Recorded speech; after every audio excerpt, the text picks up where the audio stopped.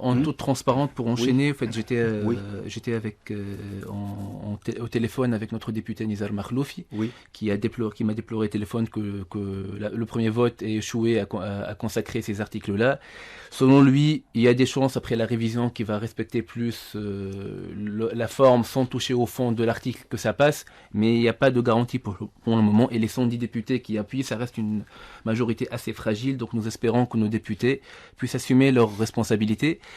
Je suis d'accord avec Sir Abdelwaheb quand il dit que par moment on s'interroge sur ce qui doit être mis dans la Constitution, ce qui doit être réservé à la loi.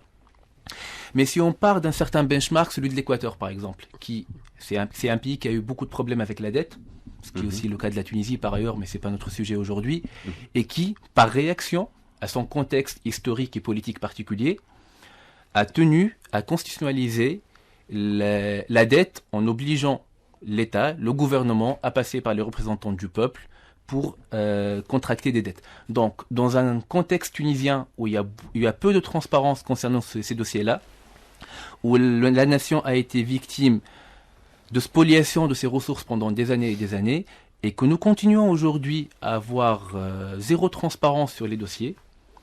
À titre d'exemple, je suis avec beaucoup d'intérêt une émission qui donne la parole aux Tunisiens, pas aux hommes politiques, plutôt aux Tunisiens, qui est celle de votre confrère Zohaïl El Gis, Oui. Moussir El Jadal. Et aujourd'hui, j'ai suivi leur sondage, qui vaut J'ai ce qu'il suivi vaut. une petite partie, moi Ouais, aussi. ça vaut ce qu'il vaut, mais 75% des personnes ayant participé au sondage pensent que la Tunisie possède des ressources naturelles énormes.